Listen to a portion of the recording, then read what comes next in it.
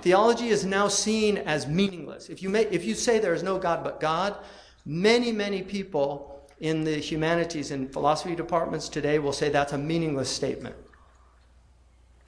That's an assumption of the civilization. Another foundational assumption that people don't really think about is that science.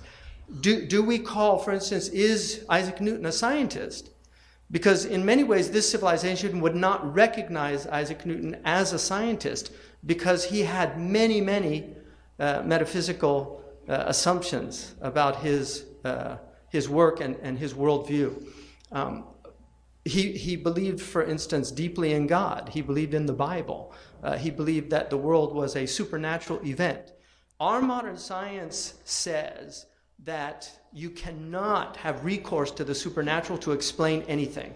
And this is why Darwinism makes so much sense, because you've eliminated the metaphysical perspective. You've eliminated the divine. So you cannot explain being by something outside of being. You cannot explain being by something that cannot be proved empirically. And therefore, we have to determine, where did life come from? Without God, where did life come from? That is a metaphysical assumption. And that's why Darwin is so compelling, because he's making that assumption. He's assuming that we cannot have recourse to the divine, because if we do, it's no longer scientific. That is an assumption of this civilization. That's not an assumption of our civilization.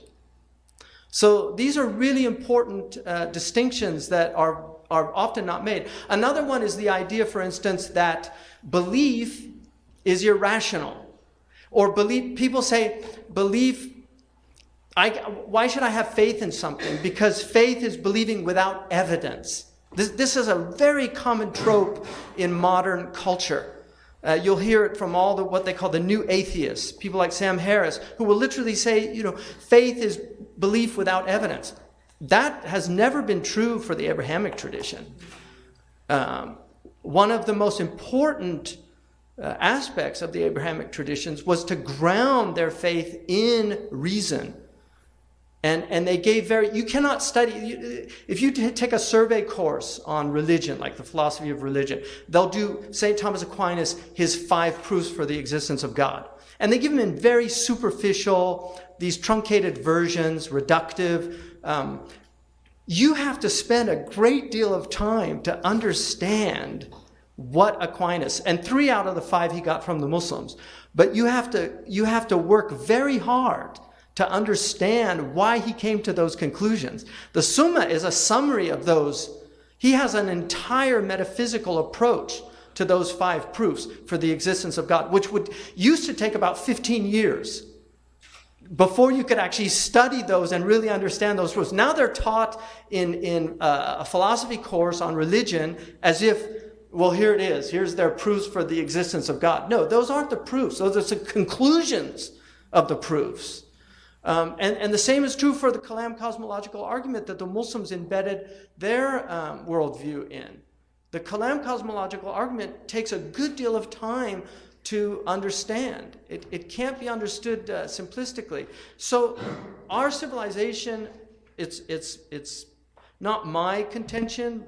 It's the contention of some of the most brilliant minds in our civilization right now. One of them is Sayyid Naqib al-Attas, who is a true metaphysician, who really believes that the root of our crisis is a metaphysical crisis. And until we address the metaphysical crisis, we will only be dealing with the superficial. You have the political, you can address things at the political level, but the political level is very superficial. I'll give you one example. In the book of Politics, Aristotle talks about something called stasis, which is civil strife. And he has theories for stasis, why civil strife emerges. He gives the efficient cause, the material cause. He gives the final cause. He doesn't deal with the formal cause of stasis.